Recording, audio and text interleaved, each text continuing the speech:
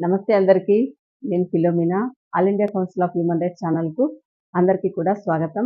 ఈరోజు మన యొక్క ఛానల్‌లో మనము చర్చించుకోబోయేటువంటి అంశము న్యాయ సంబంధమైనటువంటి ఆ యొక్క విషయాలలో ఎవరికైనా అన్యాయం జరిగితే, ఒకవేళ వాళ్ళు పేదవారైతే, వాళ్ళు డబ్బులు కట్టలేనటువంటి స్థితిలో ఉంటే, అలాంటి వ్యక్తులు ఎలాగా లాయర్‌ను అప్రోచ్ కావాలి, ఎలాగ న్యాయస్థానానికి వెళ్లి తమ సమస్యలను చెప్పుకోవాలి అనేటువంటిది ఒకటి. ఇంకొక విషయం ఏంటంటే ఎవరైతే వాళ్ళకి అన్యాయం జరిగిందో, ఆ యొక్క విషయాన్ని లాయర్ కాకుండా వాళ్ళే వాళ్ళ యొక్క కేస్‌ను వాళ్ళే వాదించుకునేటువంటి విధంగా ఎలాగా వాళ్ళు ముందుకు ప్రొసీడ్ అవ్వాలి అనేటువంటి ఆ యొక్క అంశాల గురించి మనము ఈరోజు మాట్లాడుకోబోతున్నామండి. ఫస్ట్ ఆఫ్ ఆల్ న్యాయస్థానము ముందు అందరూ కూడా సమానమే. ఆర్టికల్ 14 ఏం చెప్తుందంటే, all are equal before law. ప్రతి ఒక్కరు కూడా పేదవారు, ధనికులు అనేటువంటిది లేదు. ఎందుకంటే అందరికీ సమానమైనటువంటి న్యాయం అనేటువంటిది జరగాలి అనేటువంటిది మన యొక్క భారత రాజ్యాంగంలో ఉన్నటువంటి ఆర్టికల్ 14 యొక్క ముఖ్య ఉద్దేశం అన్నమాట.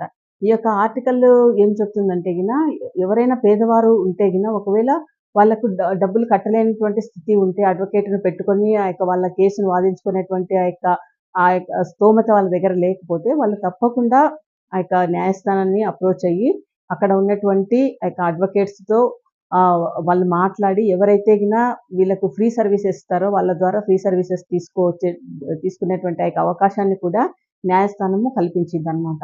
అయితే వాళ్ళు ఎలాంటి అర్హత కలిగి ఉండాలంటే, వాళ్ళు షెడ్యూల్ జాతికి, షెడ్యూల్ కులాలకు చెందినటువంటి వాళ్ళు, ఎస్సీ, ఎస్టీలు, అలాగే మహిళలు, పిల్లలు, తర్వాత దివ్యాంగులు ఇలాంటి వాళ్ళకందరికీ కూడా ఈ యొక్క అవకాశము కల్పించబడిందనమాట.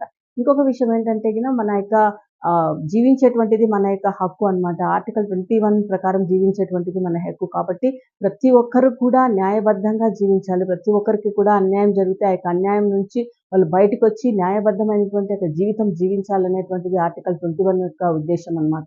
ఈ యొక్క ఆర్టికల్స్‌ను దృష్టిలో పెట్టుకొని అలాగే ఈ విషయాలన్నింటినీ కూడా ఈ యొక్క 2 అంశాలను న్యాయస్థానము ఎందుకు ఈ యొక్క ఫెసిలిటీ కల్పించిందంటే ఆర్టికల్ 29 ఏ ప్రకారము ఇలాంటి యొక్క అవకాశాన్ని పేద ప్రజలకు ఎవరైతే అర్హత లేకుండా ఉంటారో అలాంటి వాళ్ళకు ఇవ్వాలి అనేటువంటి ఒక ఉద్దేశంతో ఆర్టికల్ 39 ఏ ప్రకారము వీటిని కల్పించడం జరిగిందనమాట.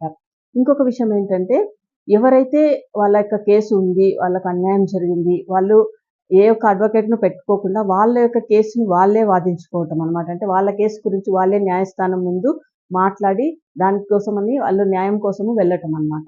ఇలాంటి వ్యక్తులు ఎవరైనా ఉంటే వాళ్ళకు ఎలాంటి అర్హత ఉండాలి అంటే, వాళ్ళకు వ్యక్తిగతంగా రాయటం రావాలి, అలాగే వాళ్ళకు చదవటం రావాలి, ఇంకొకటి వాదించటం రావాలనమాట. ఈ 3 అర్హతలు వాళ్ళు కలిగి ఉన్నప్పుడు వాళ్ళకున్నటువంటి ఆ యొక్క కేసు అంటే వాళ్ళకు జరిగినటువంటి అన్యాయం ఏదైతే ఉందో దాని గురించి వాళ్ళు న్యాయస్థానం ముందు మాట్లాడి వాళ్ళు న్యాయాన్ని తీసుకోవడానికి వెళ్ళవచ్చనమాట. ఇలాగా ఈ 2 యొక్క సదుపాయాలను న్యాయస్థానము కల్పించబడిందనమాట.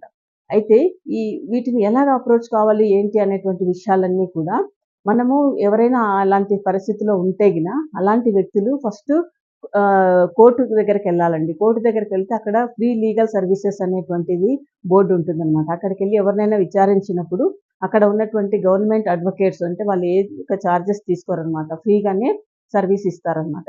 అలాగే మీ కేసు ఏంటిది, మీ కేసుకు సంబంధించిన వివరాలన్నీ కూడా ఆ యొక్క డాక్యుమెంట్లు ఏవైతే ఫైల్ ఉందో అదంతా కూడా వాళ్ళకి ఇవ్వాలి.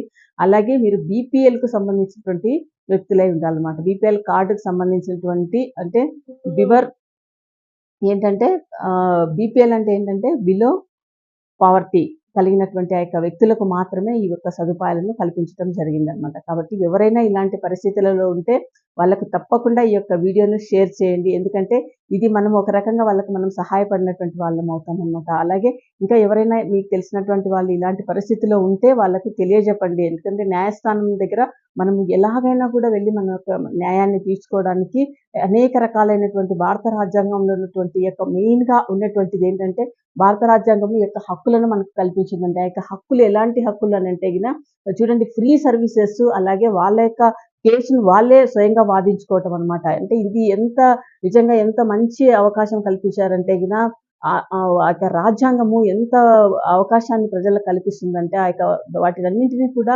ప్రజలు కూడా వాటన్నింటిని కూడా ఉపయోగించుకోవాలని మనవి చేస్తున్నానండి. ఈ యొక్క వీడియో చూస్తున్నటువంటి ప్రతి ఒక్కరు కూడా వీడియోను షేర్ చేయండి. అలాగే అనేకులకు దీన్ని ఫార్వర్డ్ చేసి తద్వారా మనం కూడా వారికి సహాయపడినటువంటి వారం అవుతాము.